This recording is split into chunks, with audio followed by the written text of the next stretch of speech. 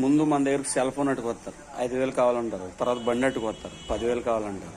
అంటే ఏంటి, ఫైనాన్స్లో ఉన్న ప్రాబ్లంలో ఉన్న ఫోను, ఫైనాన్స్లో ఉన్న బండి. తర్వాత చేతప్పు, మాటలు పాడాలో, కేకలు వేసుకోవడాలు, దెబ్బలాట్లు, సెటిల్మెంట్లు, మళ్ళీ రౌడీ సీటర్లకి దీనికి మధ్యవర్తులు, మళ్ళీ వాళ్ళకి 5,000 10,000 లంచాలు, మళ్ళీ పోలీస్ స్టేషన్లు, కోర్టు నోటీసులు. ఇవన్నీ ఎందుకు తలకాయ పోటు? మన దగ్గర ఉంటే 10వ వరకు గుడికాడ ఆవుకి, గుడికాడ ముష్టోళ్ళకి, రోడ్డు మీద పడుకుంటారు చూడ అటువంటి వాళ్ళకి ఒక దుప్పటి, ఒక బెడ్షీటు, ఒక పేస్ట్, ఒక బ్రష్ అండి, ఒక భోజనం ప్యాకెట్, ఒక వాటర్ బాటిల్.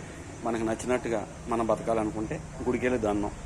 ఏ దేవుడు నీకు ప్రేమగా నీతో ట్రావెల్ చేస్తాడో, ఏ మనిషి అయితే దేవుడి మీద నమ్మకం పెట్టుకుంటాడో, ఆ దేవుడికి అవసరమైతే మనం పస్తులుండి ఆయన్ని పస్తులు లేకుండా చూస్తే నీకు ఎప్పుడో దూకితే మంచి కనపడుద్ది. నేను ముందే ఏమని చెప్పా, రాజకీయంగా చూడొద్దు సినిమాని సినిమాలా చూడండి అన్నా. సినిమా బాగుంది అంటే బాగుందని సర్టిఫికేట్ ఇవ్వండి, బాగోపోతే బాగోలేదని సర్టిఫికేట్ ఇవ్వండి. అంతేగాని చంపడాలు, చచ్చిపోవడాలు, బైక్ లారీల మీద సైలెన్సర్ వేడెక్కిపోయేలాగా, అంతేగాని రోడ్ షోలకు అండి. సినిమాని సినిమాలా చూడండి, నచ్చితే చూడొచ్చు. మనం 50 రూపాయలు చూస్తున్నాం, అది బాగున్నా బాగోపోయినా అది మన ఇష్టం. పార్టీ అభిమానిగా, Janasena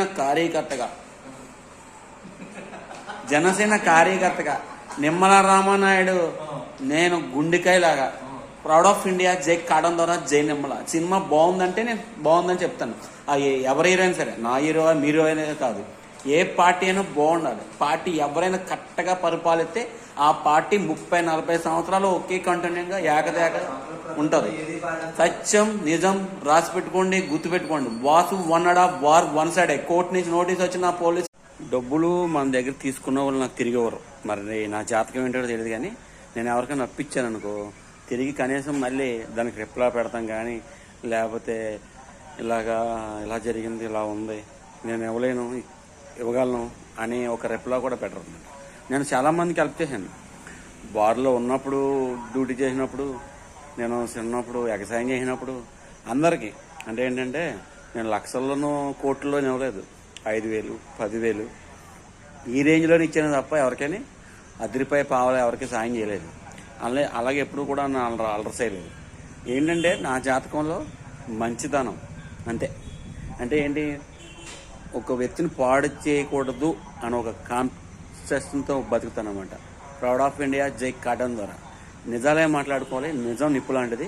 live Facebook, YouTube, Instagram ఎవరు ఏమనుకున్నా నేను ఇలాగే ఉంటా, ఇలాగే మాట్లాడతా. మా అమ్మ దగ్గర